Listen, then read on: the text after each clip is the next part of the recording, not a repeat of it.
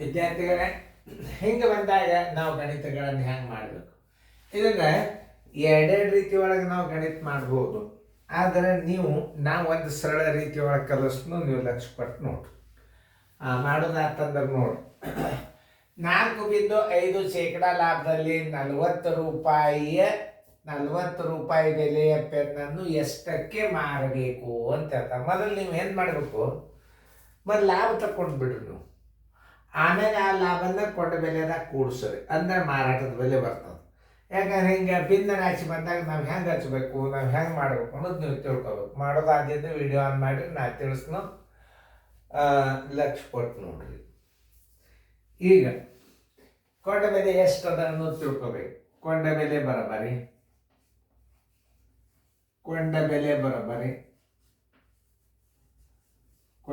ಬರೋಬ್ಬರಿ ಎಷ್ಟು? 40 ರೂಪಾಯಿ. ಅವ ಆಶಿಸಿದ ಲಾಭ ಎಷ್ಟದ? ಲಾಭ ಬರೋಬ್ಬರಿ 4.5%. ಈಗ ಏನು ಬೇಕು ನಿಮಗೆ? ಕೊಂಡ ಬೆಲೆ ಕೊಟ್ಟಾನ, ಲಾಭ ಕೊಟ್ಟಾನಂದ್ರೆ ನಿಮಗೆ ಮಾರಾಟದ ಬೆಲೆ ಬೇಕು. ಮಾರಾಟದ ಬೆಲೆ ಬರೋಬ್ಬರಿ ಎಷ್ಟು?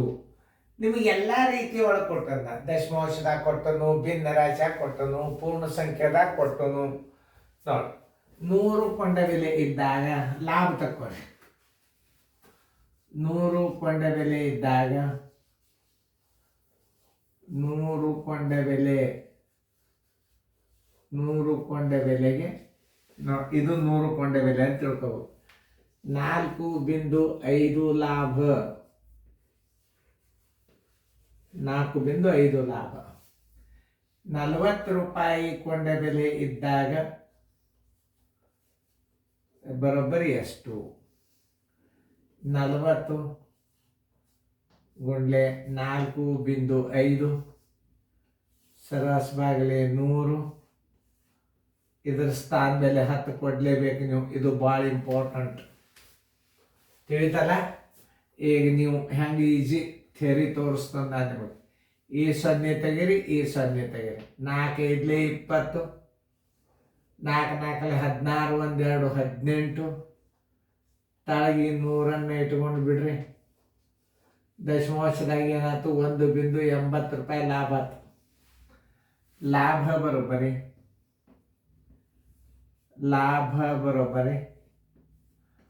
1.80 ರೂಪಾಯಿ. ಮಾರಾಟದ ಬೆಲೆ ಬರೋಬ್ಬರಿ ಕೊಂಡ ಬೆಲೆ ಪ್ಲಸ್ ಲಾಭ. ಇಲ್ಲಿ ದಶಮಾಂಶ ಬಂದದಂದ್ರೆ ಇದನ್ನು ನೀವು ದಶಮಾಂಶ ಮಾಡ್ಕೋಬೇಕು. ದಶಮಾಂಶ ಮಾಡ್ಕೊಳ್ಳೋದ್ರೆ 2 ಸ್ಥಾನ ಕೊಡ್ಬೇಕು. ಹಿಂಗೆ ಪ್ಲಸ್ 1.80 ಬರೋಬ್ಬರಿ 41.80 ರೂಪಾಯಿ ಮಾರಾಟದ ಬೆಲೆ. ಉತ್ತರ ಸಂಖ್ಯೆ 41.80 ಉತ್ತರದಾಗ ಬೀದಾಗ ಅದ.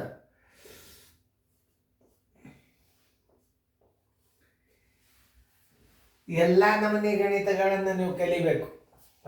ಅಂದ್ರೆ ಈಗ ನೋಡಿ, ಈಗ ಏನಾಗ್ಯದ? ದಶಮಾಂಶದಾಗ ಬಂದದ. ಇದನ್ನ ಹೆಂಗೆ ಮಾಡೋದು? ಯಾವುದೇ ಇರಲಿ ಗಣಿತಗಳನ್ನು ಎಂಥದೇ ಕೊಡಲಿ, ದಶಮಾಂಶದಾಗ ಕೊಡಲಿ, ಭಿನ್ನ ರಾಶಿಯಾಗ ಕೊಡಲಿ, ಬೇಕಾದ್ರೆ ಕೊಡೋಲ್ಯಾಕ.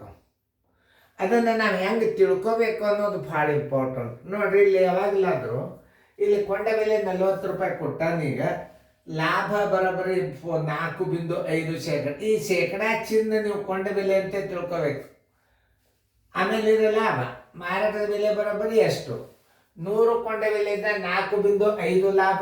40 ರೂಪಾಯಿ ಕೊಂಡ ಬೆಲೆ ಇದ್ದಾಗ ಎಷ್ಟು ಲಾಭ? ಅದನ್ನು ನೀವು ತಕ್ಕೊಂಡು ಏನು ಮಾಡಬೇಕು? ಮಾರಾಟ ಬೆಲೆದಾಗ ಕೊಂಡ ಬೆಲೆ ಪ್ಲಸ್ ಲಾಭ ಕೂಡಿಸಿದ್ರೆ ಇನ್ನೊಂದು ಗಣಿತ ಹಿಂಗಿರ್ತಾವಲ್ಲ.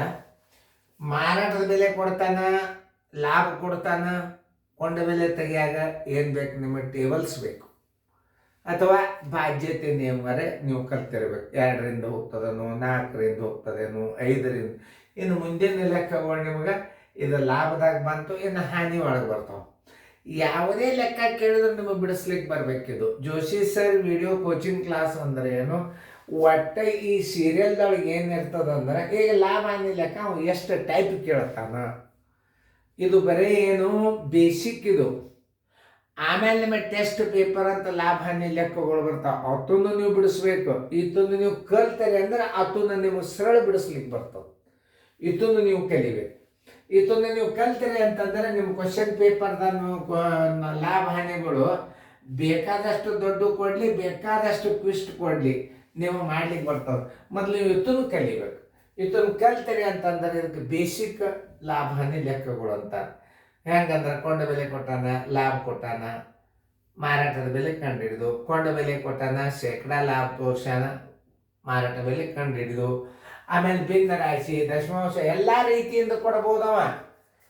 ಅವಾಗ ಕೆಲವೊಂದು ಟ್ರಿಕ್ಸ್ ಇದನ್ನು ನಾವು ಮತ್ತೆ ಬೇರೆ ರೀತಿ ಒಳಗೆ ಮಾಡಬಹುದು. ಈಗ ನೀವು ಭಾಳವನ್ಯವ ರೀತಿಯವು ಆದರೆ ಏನು ಒಂದು ನಿಮಗೆ ಸರಳ ಆಗುವಂಥ ರೀತಿಯಿಂದ ನಾ ಗಣಿತ ತಿಳಿಸಿರ್ತಾನೆ.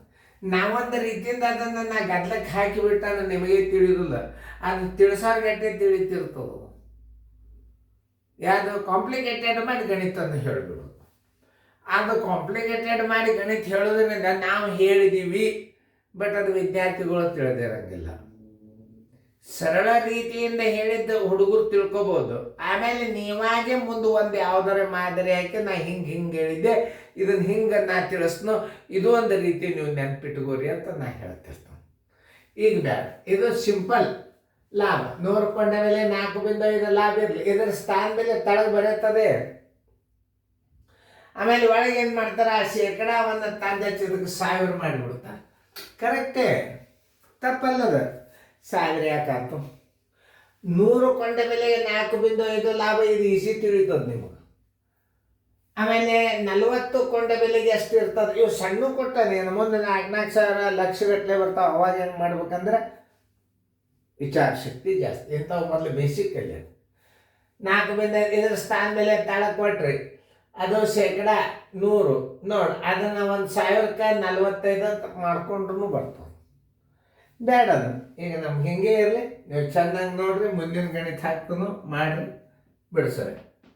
ಇದು ದಶಮಾಂಶದ ಒಂದು ಮಾದರಿ ನಿಮ್ಗೆ ಗುರ್ತಾತು, ಹಾನಿ ಒಳಗೂ ಬರ್ತಿರ್ತದ. ಅವಾಗ ನಮ್ಮ ಮತ್ತೆ ಹಾಕಿರ್ತಾನೆ, ಇನ್ನೊಂದು ಬೇರೆ ಹಾಕ್ತನು ಮಾಡ್ರಿ.